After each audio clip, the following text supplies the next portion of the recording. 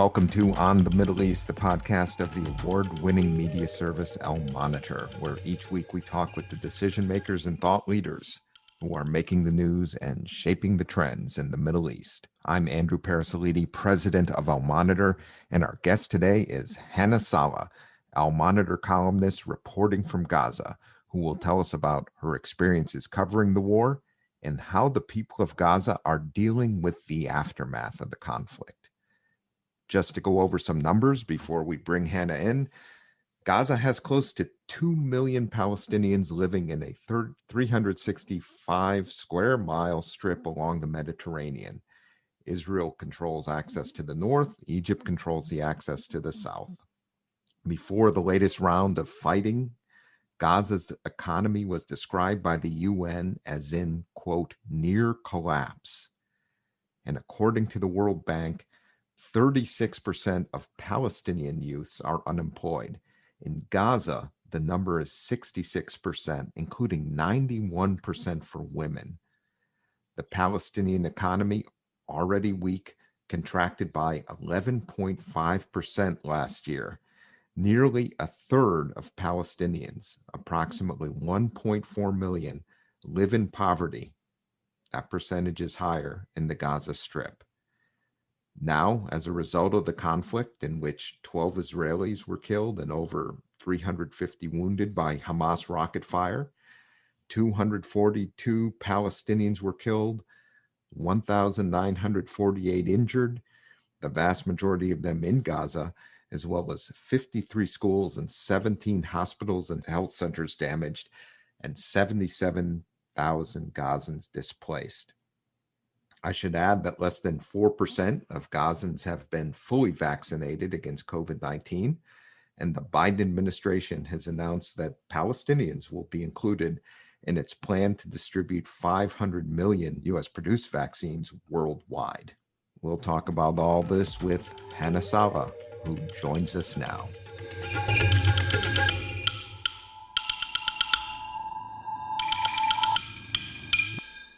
Hana, welcome back to On the Middle East. Thank you. Let me start by saying that besides my podcast co-host, Amberin Zaman, you are our first ever return guest. You were on with us on May 5th, just 1 week before the escalation happened. And your headline from our conversation was, Gaza is preparing for escalation with Israel and Hamas over Jerusalem. Now, I ran down the numbers to start the podcast. You are there in Gaza, living and working in Gaza, covering the conflict and its aftermath. Give us a sense of the situation. Thank you. Thank you so much for including updates from Gaza. This time, we are talking about 4 weeks after the ceasefire agreement. This is the fourth Thursday after the ceasefire. However, the situation is still not that much stable. The war has ended. However, the Israeli restrictions continue in Gaza and put the situation again under pressure, and Gazans have concern that the confrontation might happen again due also to the continuous Israeli violations in Jerusalem, which was the main reason for the previous escalation or the latest escalation.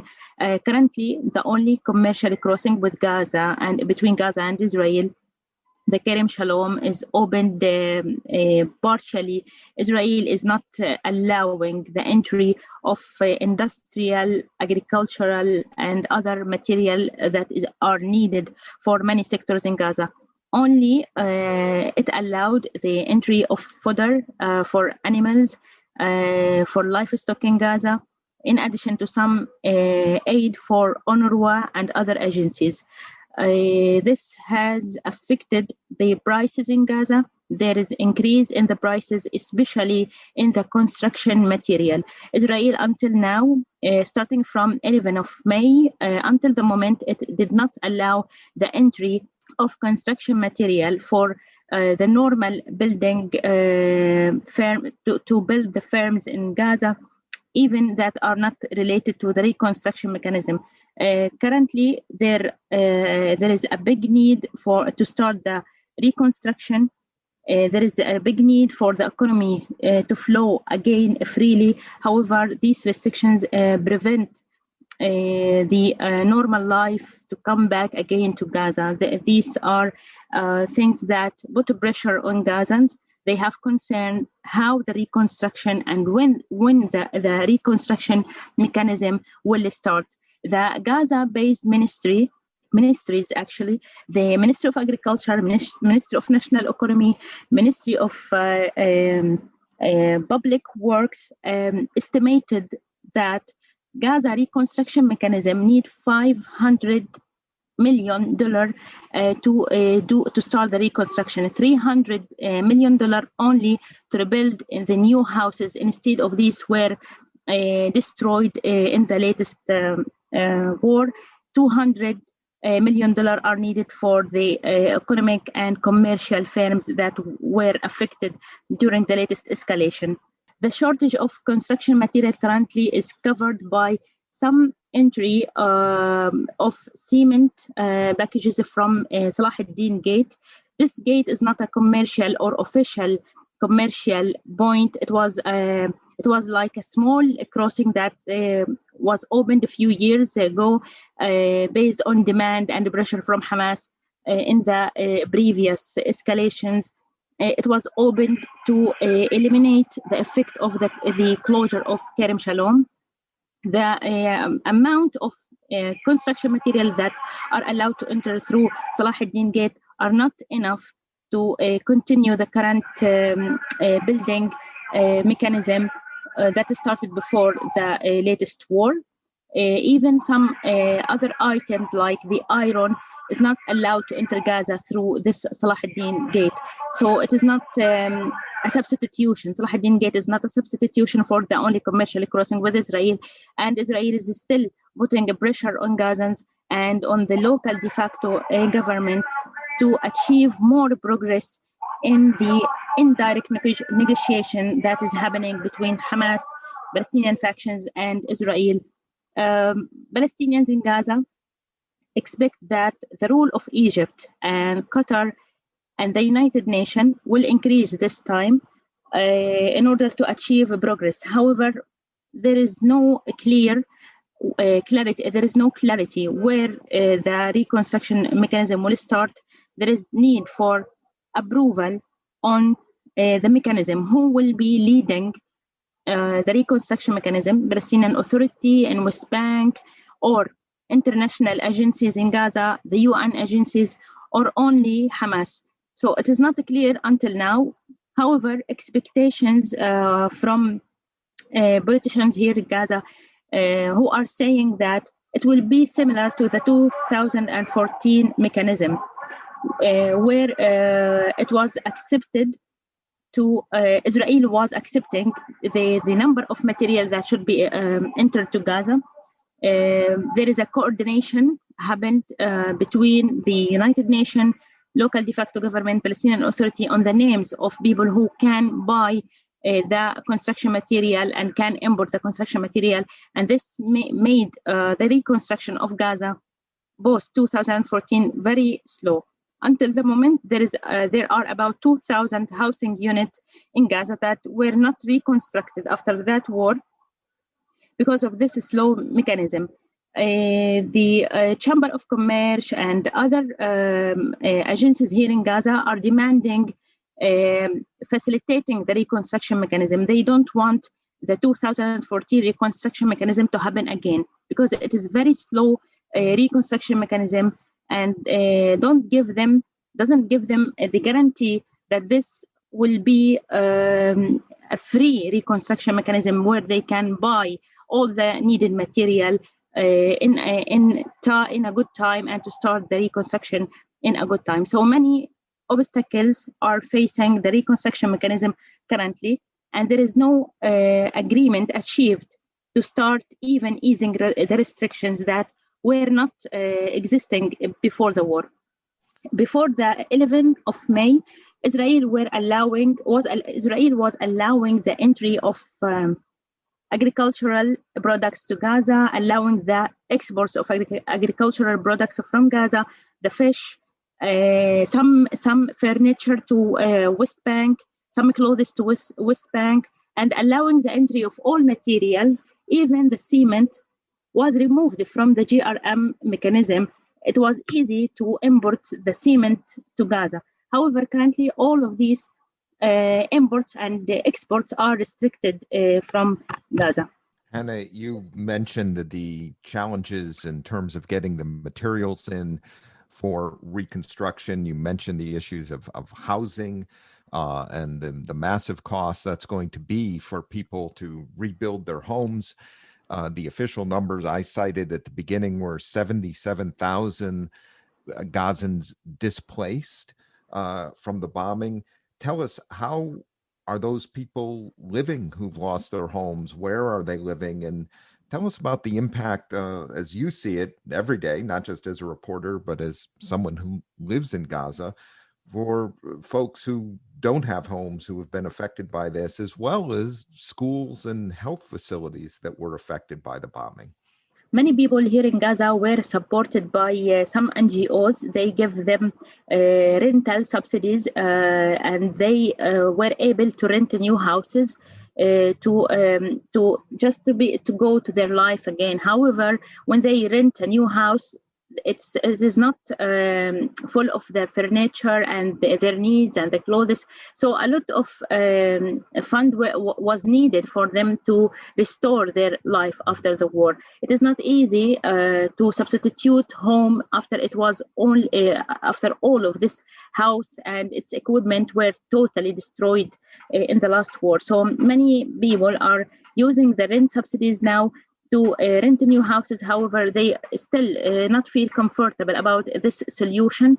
They are waiting the reconstruction mechanism to start and to know whether they can have a new house in the same place or a new flats in other places. It is not clear how the reconstruction mechanism will support them.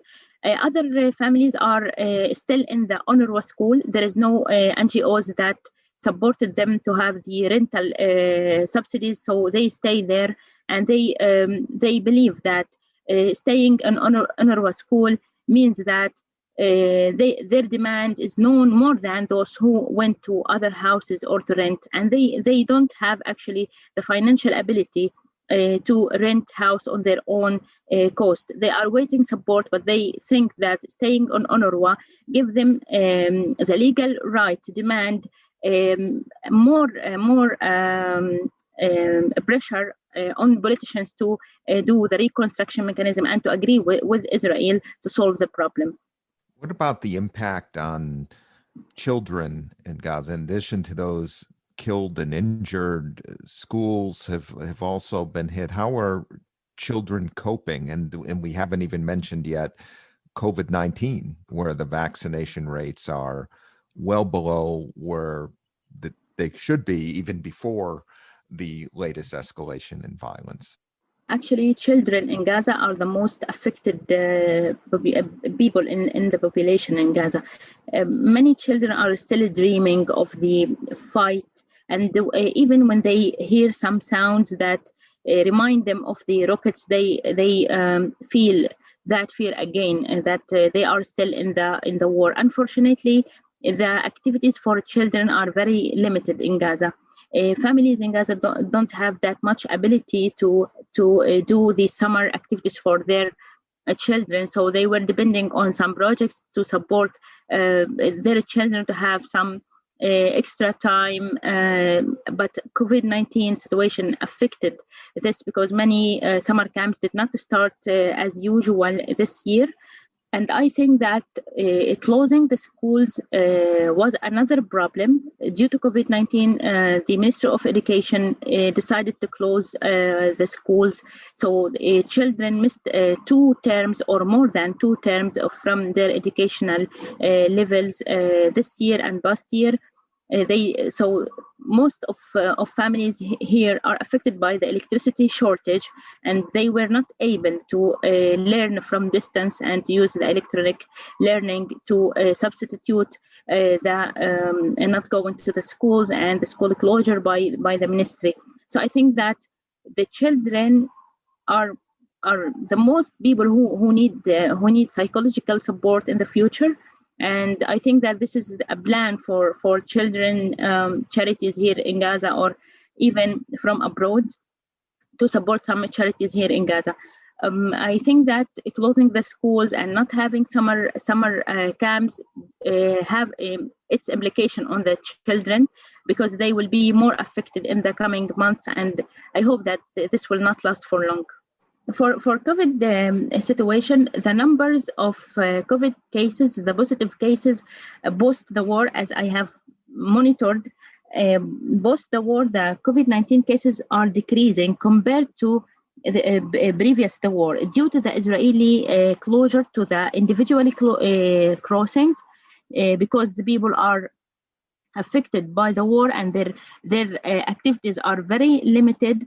And actually the war was for 11 continuous days, so there was like a break in the circle of COVID-19 spreading in the Gaza Strip. So the numbers are decreasing currently, but I think this was like something positive that I see, because all these restrictions that ongoing have its negative implications on life. However, it has a positive implication on COVID-19 situation, but this doesn't mean that this is perfect situation for Gazans. This is not good, because Gazans need to move. They need vaccination. They need to continue their life after the war. The number of vaccination allowed to enter Gaza is still limited, but people are more encouraged to have a vaccination after the war. I saw many people who went to many places in Gaza to get the vaccine. However, the government is able to increase the number of people who can take the vaccine starting from the age of 40. Before that, it was for the people who are 45 and more in age, so who can take the vaccine. Currently, there are more facilitation for people who are above 40, and sometimes for people who are younger than 40, because they want more people to be vaccinated, and so they are supporting them to take the vaccine.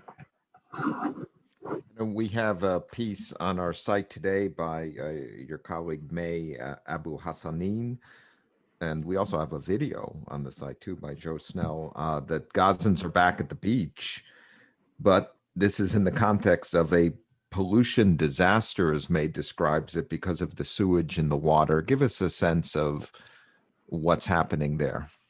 Due to the decrease in the number of electricity hours available in Gaza, the only solution for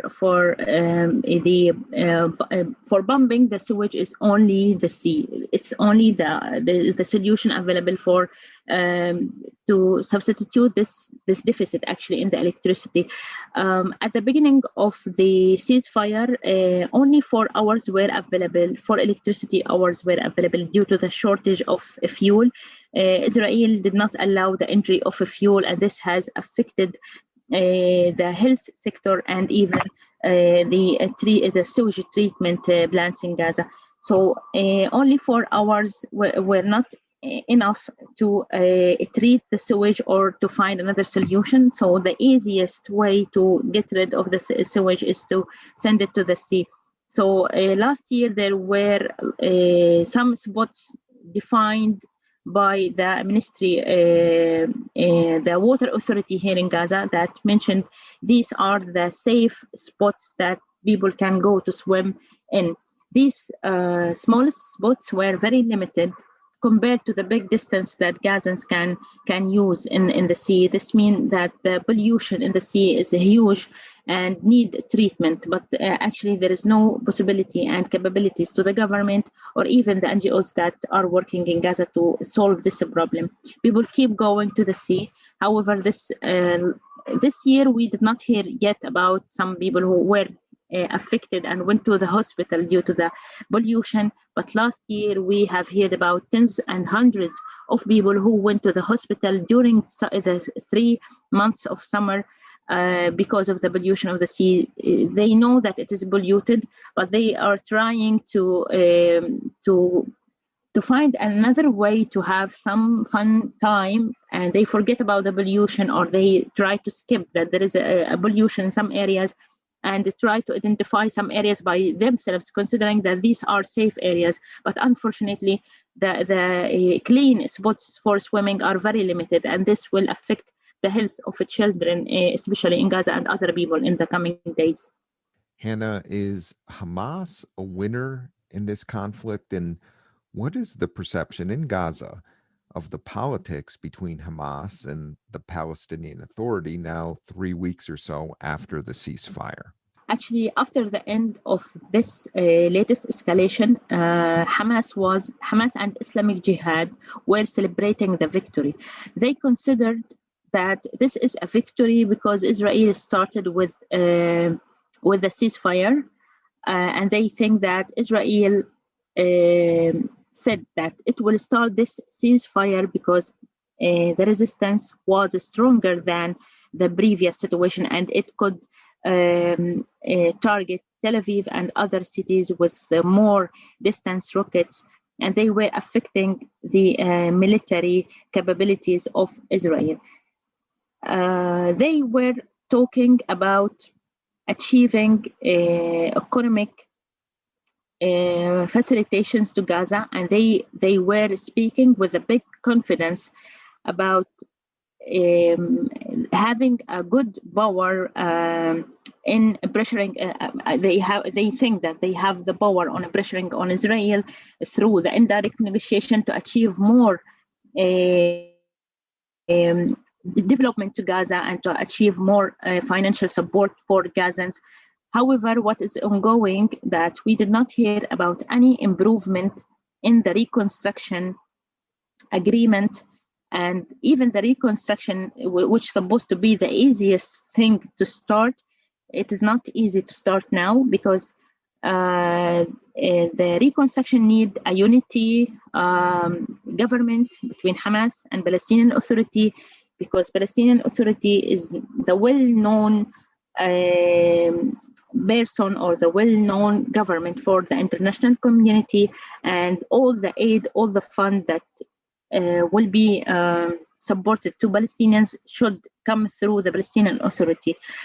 Hamas was not saying enough statements about reconciliation as much as they were saying about the victory and achieving progress in the negotiation to ease the restriction and to improve the situation in Gaza based on the indirect negotiation only.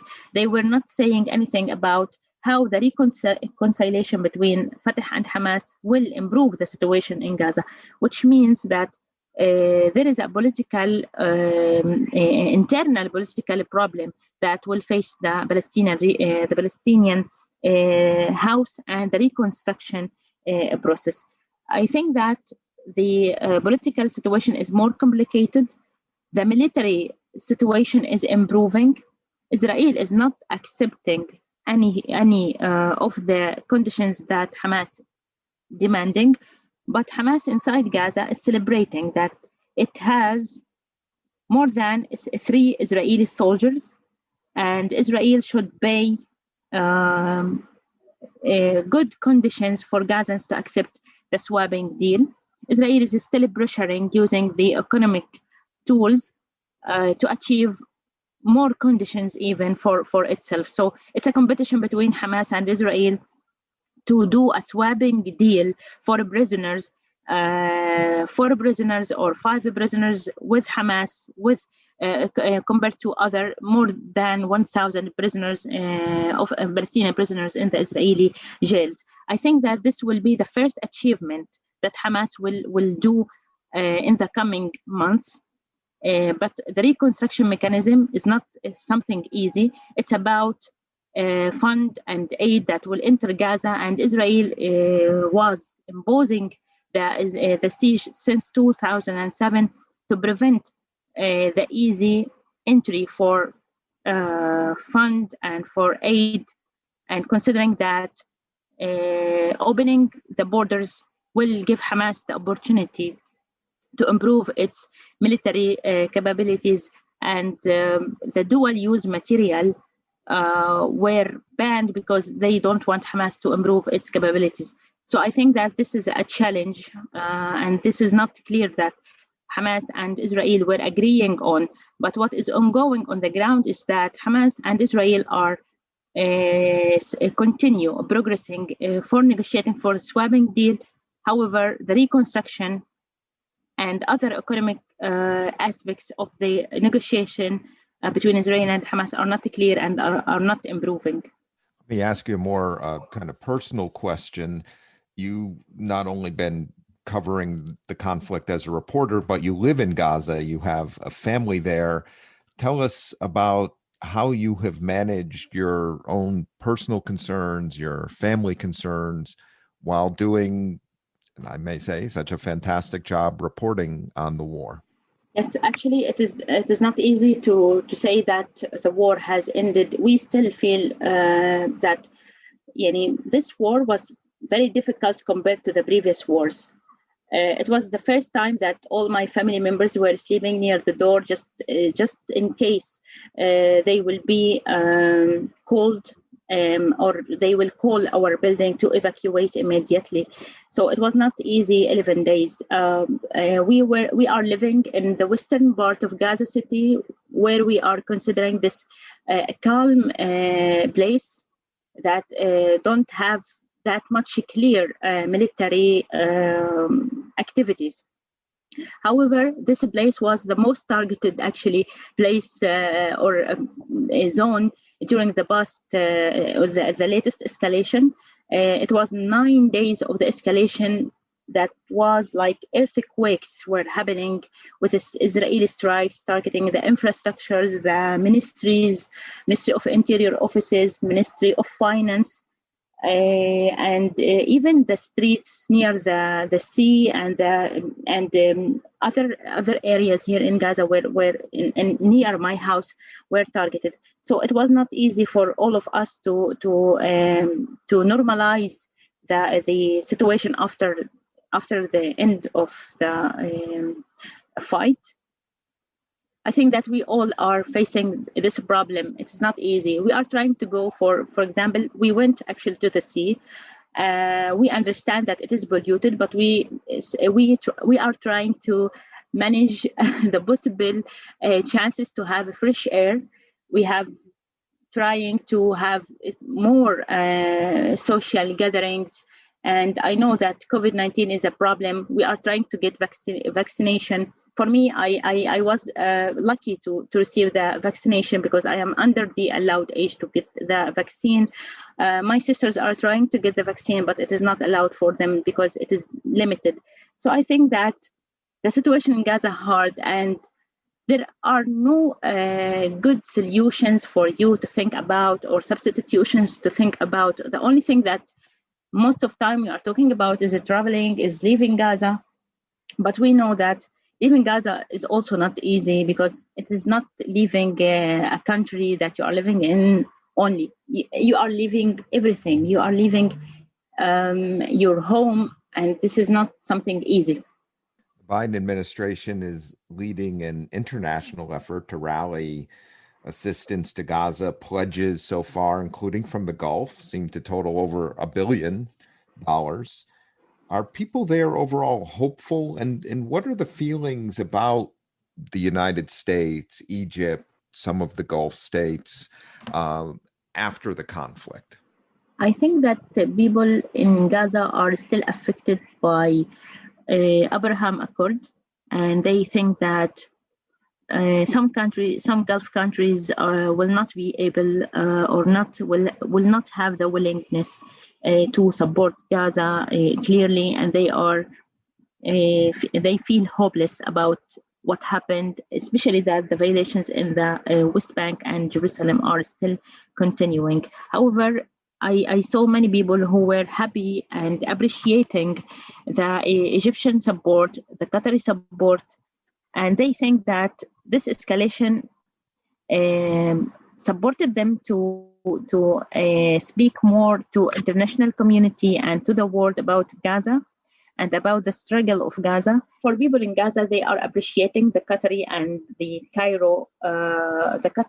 Egyptian role in the reconstruction mechanism. They understand the pressure that those two countries are doing on Israel to achieve the reconstruction mechanism, but they still feel hopeless about some Gulf countries that normalize ties with Israel, and they think that after the latest war, these ties should not continue like the previous situation, because the violations in West Bank and in Jerusalem are continuing. So they hope that the latest war will change something, but they are following the news, and they see some activities for Israelis in Arab countries, and they still feel hopeless about this.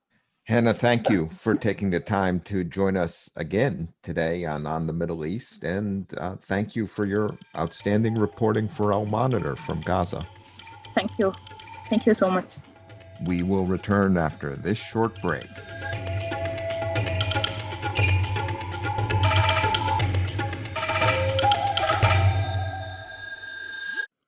I'm Ben Caspit, Al Monitor veteran columnist reporting from Israel, one of the world's major news and action suppliers of all times, comparing to its tiny size. I've been covering and analyzing the political, diplomatic, and military arenas in Israel for over 34 years. My best-selling biography, The Netanyahu Years, was out 2 years ago. I covered 7 prime ministers, 1 major war, 2 intifadas, 1 prime minister's assassination, 2.5 peace treaties, 4 military operations in Gaza, and it's not letting up anytime soon. I'm glad to invite you to On Israel, our brand new podcast, where we will discuss major events in Israel and its surroundings, talk to decision makers, leaders, and analysts, and try to understand the chaos that comes with the territory of Israel and the Middle East. You will never have a dull moment with us. See you soon here on Israel, Al Monitor.